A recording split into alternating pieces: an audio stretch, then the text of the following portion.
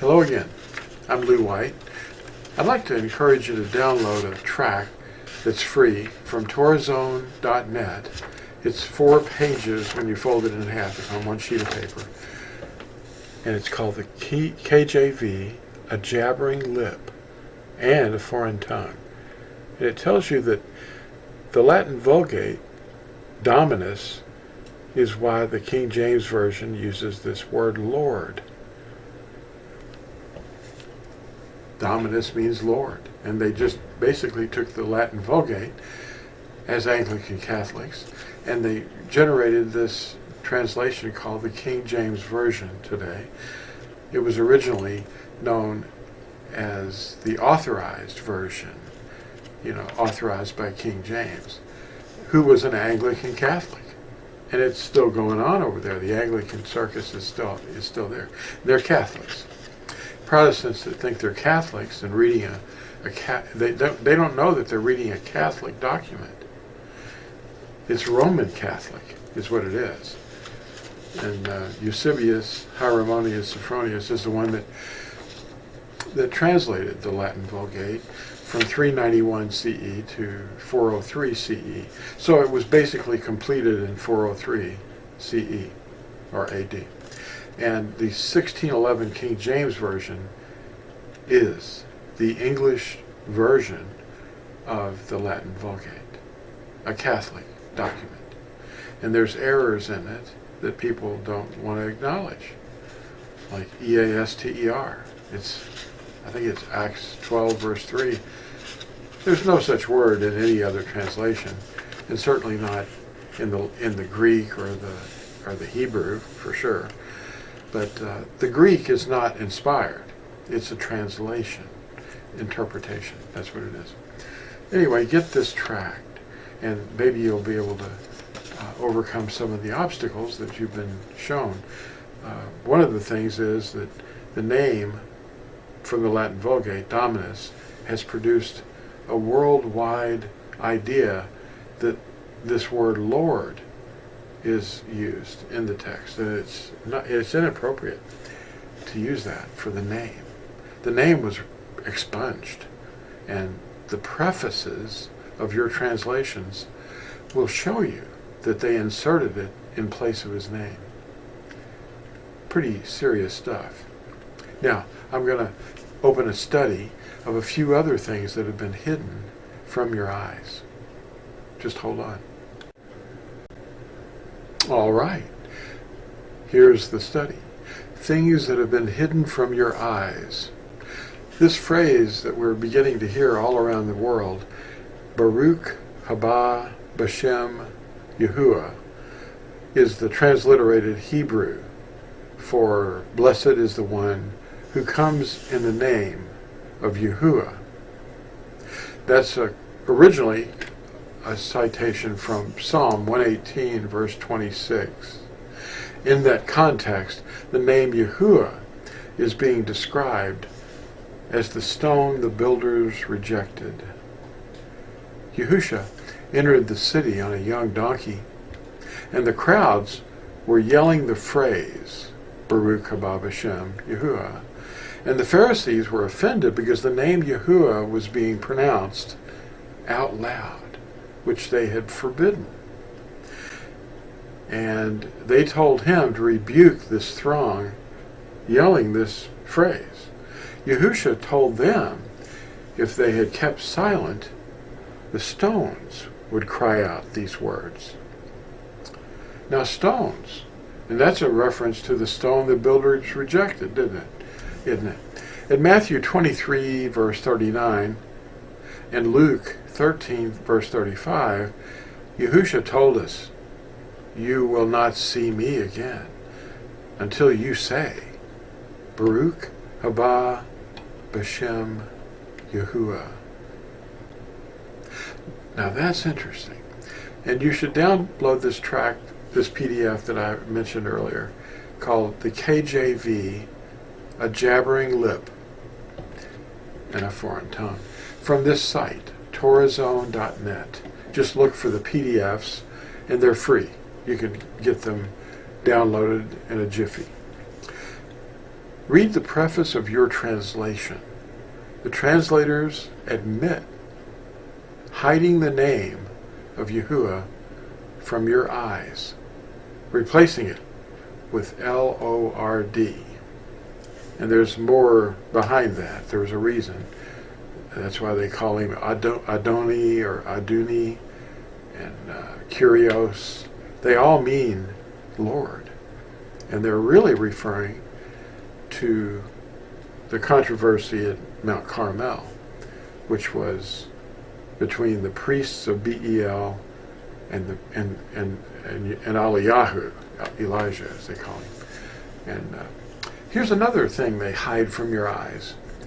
It's actually a word on the cover and usually in the title pages of most translations, Bible. It's used in many videos, and it's a demonic name. Do you know the origin of this term? It's not in the text. It's not written in the words of truth. And it's not in any translations either. Do you know the origin? Well, it's a port city used for sexual tourism, where a temple existed, where merchants would stop off and drop their merchant items, and they would go into this pagan temple. And they had male and female prostitutes that serviced these merchants. And anyway, this deity's name is going to be shown to you. The city was called Byblos, named after the deity. And the word Bible is not used anywhere in the original Hebrew, nor is it a word found in any of the world's translations. Byblia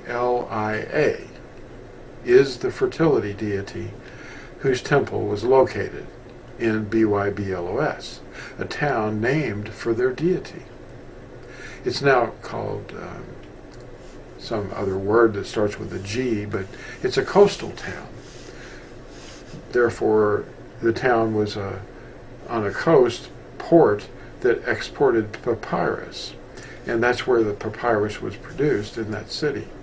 So the Greek merchants used the name of the city for their word for paper, Bible, and book.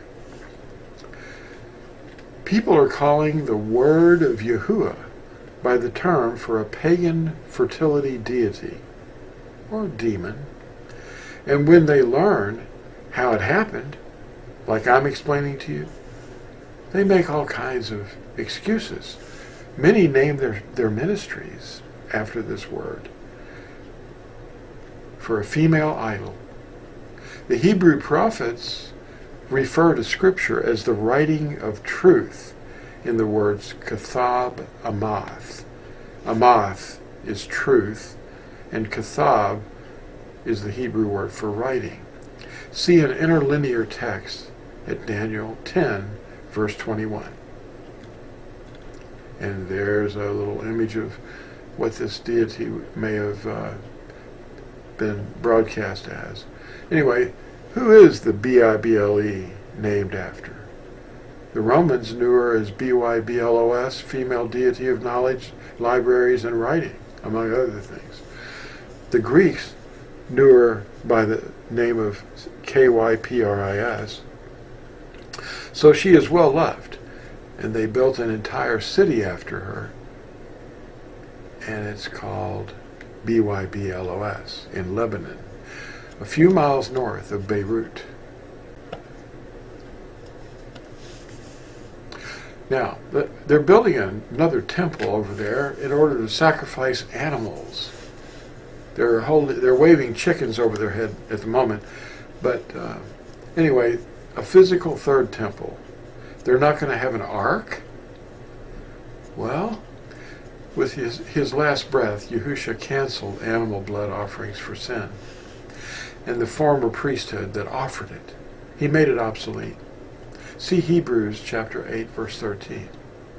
The third temple is being built without hands, and is being done by Yahusha, who is already making his Nazarene, aware of the secret of Elohim, which is Mashiach in you. We are living stones, built up as a temple by him. We're being raised up all over the earth in preparation for his arrival. We are to announce his coming and welcome him as we announce him to the inhabitants of the earth, as every eye witnesses his coming. Quote, he shall swallow up death forever, and Aduni Yahua shall wipe away the tears from all faces, and take away the reproach of his people from all the Eretz, earth. For Yahua has spoken, and it shall be in that Yom day, see, this is our Elohim. We have waited for him, and he saves us. This is Yahua. We have waited for him. Let us be glad and rejoice in his deliverance. Unquote. Yashayahu, or Isaiah 25, verses 8 and 9. He will release the captives from their delusions and doctrines of demons. Demons are real, but not for long. They're going to be held for 1,000 years after he comes, and then they're going to be destroyed. So there won't be demons anywhere ever again. That's why they're so desperate. A shadow of things to come. What does that mean? Well, it's an outline, a shadow outline, or a format that is about redemption. The redemptive shadows are being fulfilled by Yahusha, and they are the shadow of things to come for the body of Mashiach. Do not let anybody incriminate, that means judge, do not let anyone judge you for observing them. This is at Colossians 2, verses 16 through 23, if you'll read those texts. The appointed times, or appointments, given for mankind to understand our redemption are neglected and substituted for mankind's rebellious fertility celebrations. The trees that they drag in the winter and bring into their home and decorate it with silver and gold and prop it up. And they bow down to it as they put their gifts under it. As they did in the forest originally, they would put gifts under every green tree. The egg and bunny ISTHAR celebration is a very obvious one. They put their little bunny rabbits out, teach their children. Bunny rabbits are fertility symbols, and eggs are also, just in case you haven't noticed. They have nothing to do with Yahusha, or his resurrection, for that matter. The resurrection is the first fruits, which you'll find out about if you observe the redemptive festivals. It's during the festival of Matzah, unleavened bread. For the appointed times that are happening this year, with their meetings, here's a link for a free PDF to download, right there. You can go to TorahZone.net and look for PDFs, and then in the second or third line down, you'll see Appointed Times 2024, and you can download that just as you could the other track. Now here's the history of the three-headed monster. And this is, of course, discussing the Hindu Trinity, Nimrod, Semiramis, and Tammuz, which was really about reincarnation. That's what it is to the Buddhists. Anyway, the best analogy of the Trinity doctrine is its origin. Nimrod, Semiramis, and Tammuz, and all the rest of the pagan worship of the host of heaven, which is shown to people as the zodiac. Zodiac actually means living animals, a zoo of animals that apparently are depicted by connecting dots in the sky. That's nonsense.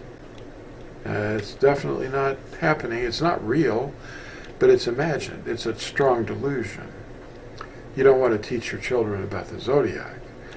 but it's witchcraft, it's rebellion. Yahua is one, and that's the greatest commandment. Hear, O Yisrael, Yahua, our Elohim, Yahua is one. Now that one is not a plurality of any kind. It doesn't mean one committee. It means one. But teachers have turned his words into wormwood and have filled the earth with their doctrine. The Council of Nicaea in 325 CE was the official entry point of the concept of, quote, one God in three persons, unquote, introduced by Athanasius of Alexandria. And he was a philosopher, a young one at that. He was 27 when he attended the Council of Nicaea. Athanasius was dubbed the father of orthodoxy. Now, orthodoxy just simply means straight teaching or straight doctrine. But it's impossible for Athanasius to be the father of straight teaching. Who is the father of straight teaching? Yahusha, our only teacher. So he alone is the father of orthodoxy. Yahua is Yahusha HaMashiach, and every knee will bow to him one day soon. Here's some of those trinities. They're expressed in the Persian, Celtic, Hindu, Egyptian, and in all the other Nimrod religions. Is Yahua Yahusha HaMashiach? Philippians 2 is a wonderful chapter to read in its entirety, when translated correctly. One part says, the name which is above every name, that at the name of Yahusha, every knee should bow, of those in heaven, and of those on the eretz, and of those under the eretz, and every tongue should admit that Yahua is Yahusha HaMashiach, to the esteem of Yahua the Father. In the name of Yahusha, the Father gets all the esteem, because he is our deliverer.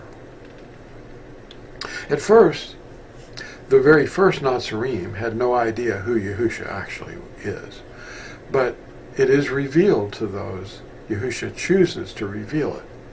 Matthew 11:27, as he said, the Father, Son, and Ruach HaKodesh are one person, and the name is singular that we call on for our deliverance. And that name is the one name or person under heaven given among men that we are delivered in, Yahusha. He is the image of Yahua, the eternal King, and Ruach HaKodesh. Who's the King of Yisrael? It's who has always been the King of Yisrael? Well, Yahua. And as our deliverer, we use a suffix, sha, from Yasha, to add to it the end of his name in the name that he came in and he was born and walked the earth in, Yahusha, our deliverer. Clarify your identity, okay? That's what we're doing. We're clarifying someone's identity. Okay, he is the image of Yahua, the eternal King in Ruach HaKodesh. Acts 20, verse 28, tells us the Ruach HaKodesh shed his own blood. That's his own blood. It's not a woman. It's not a female. It's a him. And this Ruach HaKodesh fills the universe. His creation. His creation is in him. And he is in his creation. He's everywhere. He's right there next to you. He's all around you, actually. And he shed his own blood to purchase us. For more, watch this video as well. Miracle of Immersion. Baptism, your pledge. There's the link. Yahuwah's coming appointments. Some years, the next new month, after the Tekufa, or equinox, makes the new year seem to begin later. Then the appointed times in the middle of the month make it seem even later. The study confuses many people, but the older brother, Yehuda, has been doing this for thousands of years correctly, as we see Yahusha was on the same schedule of those around him long ago. The only difference for us is now we have all these calendar specialists jumping up about their take on things. Download a free track for the upcoming new year here, and it should explain many details on this subject. Now, at the same site, TorahZone.net, look at the top and you'll see a drop down for PDFs, and this is free. You can download this for free and study it and prove it using Scripture. It's called Appointed Times 2024. And, we'll pick this up later on the vowels. There are the consonants and the vowels of the Hebrew alphabet.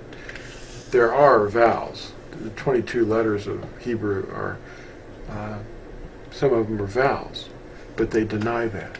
And in this next upcoming video, I'll probably show you what that means.